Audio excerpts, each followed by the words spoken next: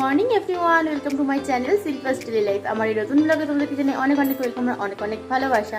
এখন কিন্তু বেজে গেছে 8:30, আমার চা খাওয়া কমপ্লিট হয়নি। ছেলে উঠেছিল 7টার সময়, আমি 7:30 আমার বড় জায়গা কাছে ঘুরেছে, তারপরে ঘুমিয়ে পড়েছে।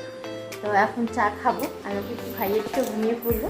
চলো আপাতত আমি রান্নাঘরে যাই, গিয়ে চাটা নিয়ে আসি। শাশুড়ি মা তো চাটা বানিয়েই রেখেছে, আমি শুধু গরম করে নেবো। এই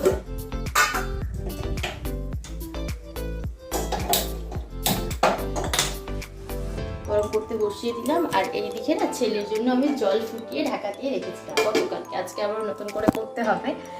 ওকে জল খাওয়ানো শুরু করেছি কয়েকদিন হলো, তো সেই কারণে ফুটিয়ে ঠান্ডা করে তারপর সেই জলটা খাওয়াই। রান্নাঘরে এখানে চাটা গরম করে নিচ্ছি, শাশুড়ি মা চাটা বানিয়ে রেখে ঘটিতে রেখে দিয়েছিল, গরম করে নিয়ে আমি খাবো।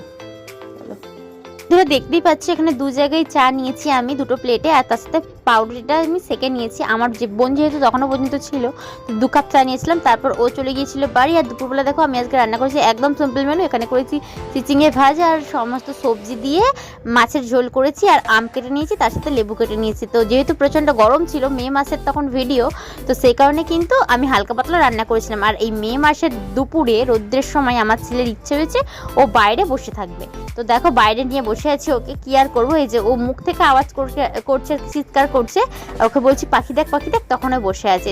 গরমের মধ্যে সবাই যখন রুমের মধ্যে ফ্যানের হাওয়া খাচ্ছে, তখন ওকে নিয়ে এই দুপুরবেলা রোদ্রের মধ্যে বাইরেতে বসে থাকতে হবে।